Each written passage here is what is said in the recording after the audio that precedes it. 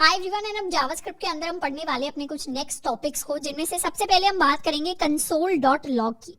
अब कंसोल की जब हम बात करते हैं तो कंसोल विंडो हमें ऑलरेडी पता है कि हमारे ब्राउजर पर कहां पर एग्जिस्ट करती है, और जब भी हम कंसोल के ऊपर कुछ भी प्रिंट करवाना चाहते हैं तो उसके लिए हम एक फंक्शन यूज करते हैं जिसका नाम है कंसोल डॉट लॉग। अब फंक्शन या मेथड्स क्या होते हैं इनको हम अभी नहीं पढ़ रहे होंगे, इनको हम बाद में डिटेल में पढ़ेंगे।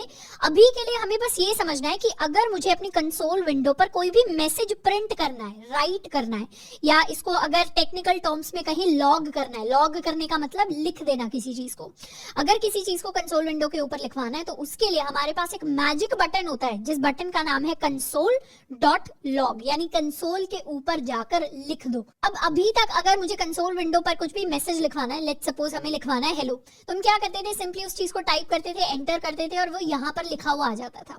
पर ये अच्छा तरीका नहीं है किसी भी मैसेज को कंसोल के ऊपर प्रिंट करवाने का। मतलब ये तरीका यहाँ पर तो काम कर जाएगा, पर जब हम जावास्क्रिप्ट फाइल्स को बनाना सीखेंगे तो जावास्क्रिप्ट फाइल के अंदर आप सिंपली इस तरीके से एक स्ट्रिंग बना देंगे तो फिर वो जाकर हमारी कंसोल विंडो के ऊपर प्रिंट नहीं होगी। जब भी हम जावास्क्रिप्ट फाइल्स के थ्रू काम करना चाहते हैं और कंसोल विंडो के ऊपर कुछ मैसेज या कुछ भी प्रिंट करवाना चाहते हैं, उस केस के लिए हमें लिखना पड़ता है कंसोल डॉट लॉग एंड फिर हमें बनाने पड़ते हैं अपने पेरेंथेसिस। ये जो पेरेंथेसिस है यानी जो हमारे कर्व्ड ब्रैकेट्स होते हैं इनको पेरेंथेसिस हम बोलते हैं। इन पेरेंथेसिस के अंदर हम अपना मैसेज लिखते हैं, एक स्ट्रिंग के फॉर्मेट में हम उसको लिख सकते हैं। जैसे हमने लिख दिया हेलो, जिस स्ट्रिंग को हम पहले प्रिंट कर रहे थे, फिर हम लगा देंगे अपना सेमीकोलन एंड एंटर। तो क्या हुआ, अब मेरी स्क्रीन के ऊपर हेलो मेरे पास प्रिंट होकर आ गया एंड इस तरीके से प्रिंट हुआ hello is different from this hello, क्योंकि ये मुझे ग्रीन कलर में दिखाई दे रहा है जो बेसिकली वापस से एको होकर आ रहा है मेरे रेपल फॉर्मेट में मेरी कंसोल विंडो के ऊपर। पर ये जो हेलो है ये एक्चुअली इस कंसोल डॉट लॉग की मदद से मेरे पास आया। अब कंसोल डॉट लॉग के अंदर सिर्फ हम स्ट्रिंग्स नहीं प्रिंट करवा सकते, उसके अलावा अगर हमें पूरा का पूरा कोई सेंटेंस है उसको भी एक तरीके से प्रिंट कराया जा सकता है। मतलब अगर हम यहाँ पर लिख दे हेलो वर्ल्ड फ्रॉम अपना कॉलेज एंटर, तो इस तरीके से पूरी की पूरी स्ट्रिंग भी हमारे पास आ सकती है एंड हम वेरिएबल्स को भी प्रिंट करवा सकते हैं। जैसे अगर हमने कोई वेरिएबल बनाया है, let's suppose let number is equal to 1 2 3 and अब हम प्रिंट करवा सकते हैं कंसोल डॉट लॉग एंड अंदर हम लिख सकते हैं नम, यानी अपने नंबर वेरिएबल का नाम हम लिखेंगे। जब भी वेरिएबल का नाम लिखेंगे उसके अंदर डबल कोट्स हमें नहीं ऐड करने, क्योंकि यहाँ पर अगर हमने डबल कोट्स ऐड कर दिए इस तरीके से तो क्या प्रिंट हुआ, नम प्रिंट हुआ। पर अगर हम बिना डबल कोट्स के हम प्रिंट करवाएंगे कंसोल के अंदर तो जब इसे एंटर करेंगे तो यहाँ पर मेरे पास मेरे वेरिएबल की वैल्यू प्रिंट होगी। तो वेरिएबल का नाम और वेरिएबल की वैल्यू दो अलग अलग चीजें हैं। जब हम डबल कोट्स के अंदर चीजें लिखते हैं तो वो स्ट्रिंग बन जाती है, मतलब वो चीज वैसी की वैसी प्रिंट होगी। पर जब हम वेरिएबल का नाम लिखते हैं तो कंसोल डॉट लॉग में उस वेरिएबल की हमारे पास वैल्यू प्रिंट होकर आती है। इसके साथ साथ हम चाहें तो मल्टीपल जो ऑपरेशंस है वो भी अपने कंसोल डॉट लॉग से प्रिंट करवा सकते हैं। जैसे अगर कंसोल डॉट लॉग हम लिखे 1 + 2 तो इस केस में क्या होगा, 1 + 2 नहीं प्रिंट होगा, 1 + 2 की वैल्यू इवैल्यूएट होगी यानी 3 इवैल्यूएट होगा और मेरी स्क्रीन पर 3 आकर प्रिंट हो जाएगा। और हम चाहे तो कंसोल डॉट लॉग से मल्टीपल चीजें अपनी स्क्रीन के ऊपर प्रिंट करवा सकते हैं। जैसे हमने किया कंसोल डॉट लॉग, पहले हम प्रिंट करवा रहे हैं हेलो एंड उसके बाद दूसरी स्ट्रिंग प्रिंट करवानी है तो कॉमा से इसे सेपरेट करके हम लिख सकते हैं वर्ल्ड एंड उसके बाद मान लेते हैं मुझे कोई वेरिएबल बीच में प्रिंट करवाना है तो उसके लिए हम लिख सकते हैं नंबर वेरिएबल एंड फिर कोई कैलकुलेशन प्रिंट करवानी है तो ब्रैकेट्स में लेट्स सपोज 1 + 5 एंड इस तरीके से ये ब्रैकेट यहाँ पर क्लोज हुआ है एंड ये जो सेकंड ब्रैकेट है ये फर्स्ट ब्रैकेट के लिए क्लोजिंग स्टेटमेंट है। तो इसे कर देते हैं एंटर एंड क्या हुआ, सारी चीजें एक के बाद एक प्रिंट हो गई। यानी पहले हेलो प्रिंट हो गया कुछ इस तरीके से, फिर वर्ल्ड प्रिंट हो गया कुछ इस तरीके से, फिर नंबर जो वेरिएबल था उसकी वैल्यू प्रिंट हो गई 1 2 3 एंड 1 + 5 ये जो एक्सप्रेशन था इसकी वैल्यू प्रिंट हो गई। तो हम कंसोल डॉट लॉग से एक सिंगल वैल्यू नहीं बल्कि मल्टीपल वैल्यूज को प्रिंट करवा सकते हैं, एक तरीके से अपेंड करके विद एन एडिशनल स्पेस। तो ये आपने नोटिस किया होगा कि हेलो और वर्ल्ड के बीच में एक छोटा सा स्पेस आ गया जो दिखा रहा है कि ये दोनों अलग अलग वैल्यूज हैं। अब कंसोल डॉट लॉग का जो यूजेज आता है उसका मेन रीजन ये है कि हमारी जो जावास्क्रिप्ट फाइल होती है वो हमारे ब्राउजर से कनेक्टेड नहीं होती, यानी जावास्क्रिप्ट फाइल कहीं और लिखी हुई है और ब्राउजर किसी और ही तरीके से काम करता है। तो जब भी मुझे जावास्क्रिप्ट के अंदर कुछ ऐसी चीज प्रिंट करवानी होती है जो हम चाहते हैं ब्राउजर के ऊपर कंसोल के अंदर जाकर दिखने लग जाए, तो उसके लिए हम कंसोल डॉट लॉग का यूज करते हैं। तो बेसिकली कंसोल डॉट लॉग एक तरीका है जावास्क्रिप्ट की बनी हुई फाइल को अपने ब्राउजर के कंसोल के साथ लिंक करवाने का। एंड अब से हम जितनी भी चीजें प्रिंट कराने की कोशिश करेंगे उनको कोशिश करेंगे कंसोल डॉट लॉग से प्रिंट करवाने की। नेक्स्ट हम बात करने वाले हैं लिंकिंग ऑफ जावास्क्रिप्ट फाइल की। यानी अभी तक हमने जितनी जावास्क्रिप्ट पढ़ी है उसको हमने डायरेक्टली कंसोल के ऊपर लिखकर देखा है। अब हम एक्चुअली बात करेंगे कि कैसे एक जावास्क्रिप्ट की फाइल को क्रिएट किया जाता है, कैसे हम उसे HTML के साथ जोड़ सकते हैं और कैसे जावास्क्रिप्ट की फाइल के अंदर कोड लिखकर उसे हम कंसोल के अंदर दिखा सकते हैं। तो हम क्या करने वाले हैं, VS कोड के अंदर हमने एक ऑलरेडी फोल्डर बनाया हुआ है JS नाम से, which is short for JavaScript. अब इस फोल्डर के अंदर हम दो फाइल्स क्रिएट करेंगे। पहली फाइल होने वाली है हमारी index.html फाइल। यानी मुझे हमेशा जब भी कोई जावास्क्रिप्ट फाइल हम बनाते हैं उसके साथ हम यूजुअली एक index.html फाइल एसोसिएट करेंगे। तो इस index.html फाइल के अंदर अपना बॉयलर प्लेट कोड हम जनरेट कर लेते हैं। इसको नाम दे देते हैं जावास्क्रिप्ट कॉन्सेप्ट्स। तो ये सिंपल एक फाइल हमने क्रिएट कर ली है। यहाँ पर हम कुछ भी टाइप कर सकते हैं। लेट्स सपोज हमने एक हेडिंग 1 बनाई, तो यहाँ हम लिख देते हैं हेलो जावास्क्रिप्ट। एस हम कैपिटल कर लेते हैं, सेव। एंड अब इस index.html को जाकर हम ब्राउजर के अंदर खोल भी सकते हैं। तो इस पर क्लिक कर लेंगे एंड ये मेरे ब्राउजर के अंदर मेरे पास फाइल आकर खुल गई। अब हम क्या करने वाले हैं, इस index.html के साथ लिंक करने के लिए हम एक और फाइल क्रिएट करने वाले हैं जो हमारी जावास्क्रिप्ट की फाइल होगी। अब जैसे index.html के अंदर हम हमेशा HTML फाइल्स के लिए इंडेक्स नाम रखते आए हैं, CSS फाइल्स के लिए स्टाइल नाम रखते आए हैं, वैसे हम जावास्क्रिप्ट फाइल्स के लिए अपना नाम रखेंगे app.js। आप चाहे तो कोई भी नाम रख सकते हैं, पर हम यूजुअली app.js नाम से जावास्क्रिप्ट फाइल्स को क्रिएट करेंगे। अब .js जो है ये जावास्क्रिप्ट का एक्सटेंशन है। जैसे आपने .js से फाइल क्रिएट की, VS कोड ने आइडेंटिफाई कर लिया, तो यहाँ पे ये येलोइश कलर से जावास्क्रिप्ट आपको एक तरीके से दिखा रहा होगा। अब ये तो हो गई मेरी जावास्क्रिप्ट फाइल, पर अभी index.html को नहीं पता कि जावास्क्रिप्ट फाइल क्या है। ये हम वेरीफाई कर सकते हैं। जैसे हम लिखेंगे console.log, लेट्स सपोज हमने यहाँ पर लिखा जावास्क्रिप्ट के अंदर हेलो वर्ल्ड। ये सेम कोड है जो हम अपने कंसोल में अभी तक लिखते आए हैं। हमने लिखा console.log हेलो वर्ल्ड। तो हेलो वर्ल्ड प्रिंट होना चाहिए। कहाँ पर प्रिंट होना चाहिए, मेरी इस फाइल के कंसोल वाले सेक्शन में। तो हम राइट क्लिक करके इंस्पेक्ट करेंगे। इंस्पेक्ट करके ये मेरा H1 तो इधर आ गया। हम चाहे तो अलग अलग फॉर्मेट में अपने कंसोल को खोल सकते हैं। यहाँ पर आप चाहें तो इसे कंप्लीटली बाहर खोल सकते हैं विंडो के अंदर, हम चाहें तो इसे बॉटम पर खोल सकते हैं। तो ये कंसोल है जो यहाँ पर आ जाएगा।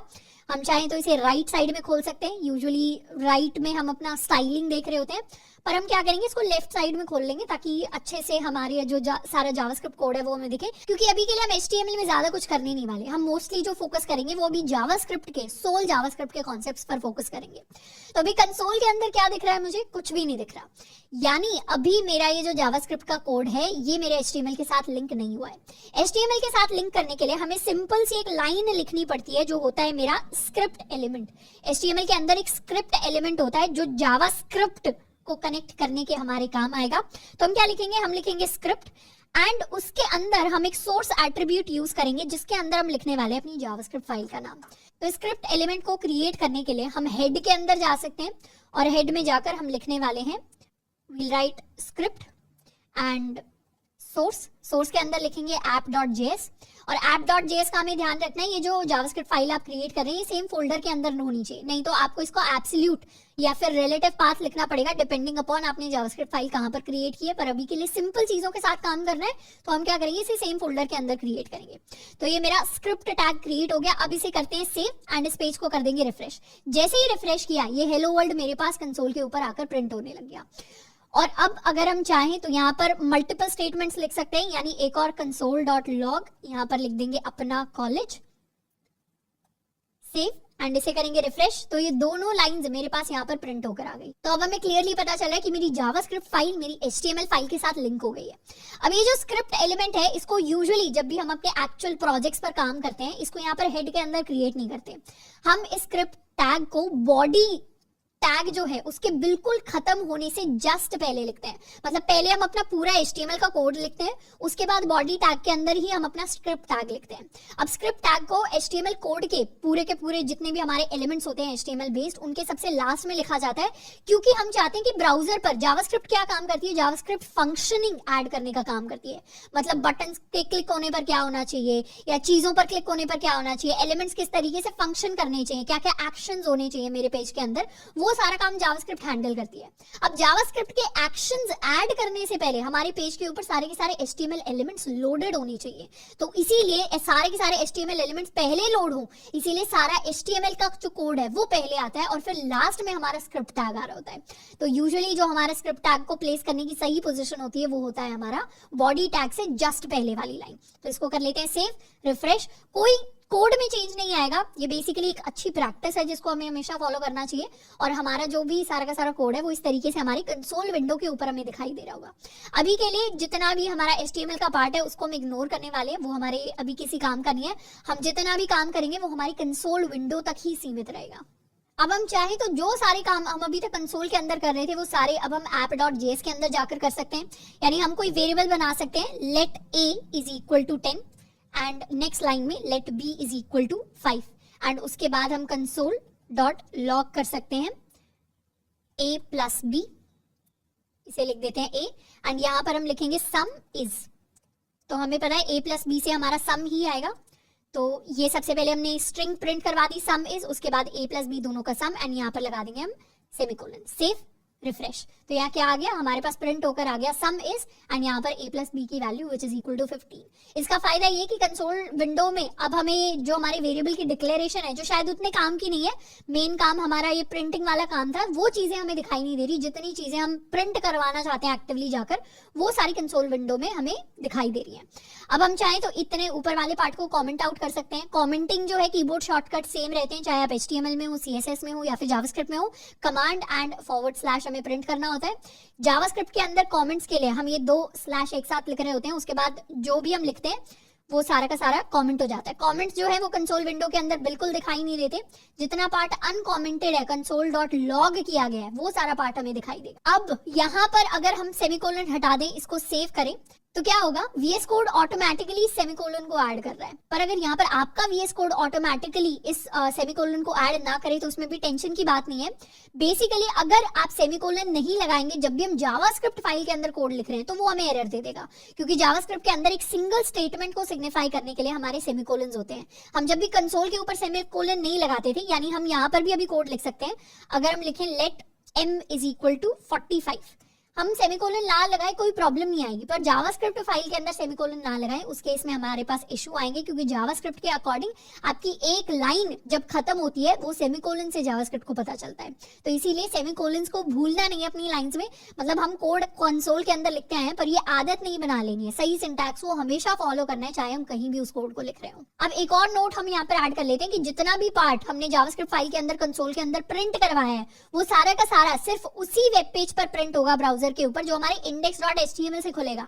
यानी अगर हम गूगल पर जाएंगे या किसी और रैंडम वेबसाइट पर जाकर इंस्पेक्ट करेंगे, वहां पर कंसोल को खोलेंगे, कंसोल में जाएंगे तो वहां पर वो सारी चीजें प्रिंट नहीं होंगी हमारे लिए, सिर्फ वहां पर प्रिंट होगी जहां पर index.html फाइल खुली होगी, क्योंकि ये जावास्क्रिप्ट फाइल सिर्फ मेरी index.html इस फाइल के साथ अभी एसोसिएटेड है।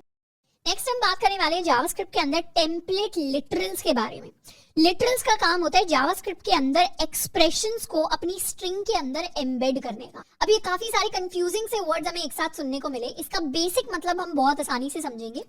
app.js के अंदर जाकर हम लेट्स सपोज हम कुछ चीजों का प्राइस डिफाइन करने वाले हैं, तो उसके लिए हम एक वेरिएबल क्रिएट कर सकते हैं। लेट्स सपोज हम स्टेशनरी शॉप के ऊपर जाते हैं और वहां पर 1-2 हम सामान खरीदने वाले हैं स्टेशनरी का।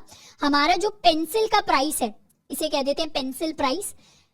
हमने एक पेंसिल खरीदी, वो हमारे पास 10 रुपए की आती है। उसके बाद हम एक इरेजर ले लेते हैं, तो इसको कह देते हैं eraser price and let's suppose eraser हमने खरीदी है 5 रुपए की। अब हमारे बिल के ऊपर हम अपना टोटल प्राइस जो है उसको कैलकुलेट करवाना चाहते हैं। आई एम नॉट श्योर ये इरेजर की स्पेलिंग सही है या नहीं, बट वो हम वेरीफाई कर सकते हैं, वो हमारा मेजर पॉइंट ऑफ कंसर्न नहीं है, कोई भी स्पेलिंग आप लिख सकते हैं। अगर हमें दोनों का प्राइस टोटल करके ऐड करवाना है और console.log से इसे लॉग करवाना है तो हम कुछ इस तरीके से लिख सकते हैं, द टोटल प्राइस इज, और हम फिर यहाँ पर लिखेंगे कॉमा एंड इसके बाद हम लिखेंगे pencil price plus my eraser price. And उसके बाद हम लिखना चाहते हैं कि किस टर्म्स में, यूनिट्स में हमारा प्राइस आया, तो उसके लिए हम लिख सकते हैं rupees.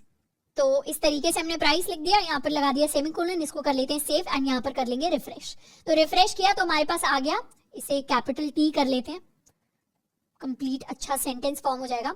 The total price is 15 rupees. इस तरीके से कंप्लीट लाइन मेरे पास फॉर्म होकर आ गई।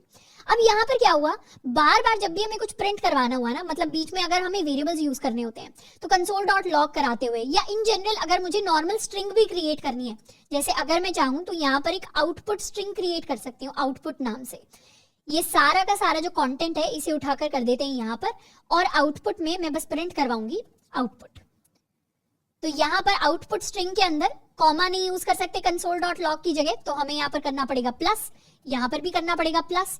एंड इस इरेजर प्राइस और पेंसिल प्राइस को हमें इस तरीके से बीच में ब्रैकेट्स के अंदर डालना पड़ेगा ताकि इनका टोटल प्राइस कैलकुलेट हो जाए।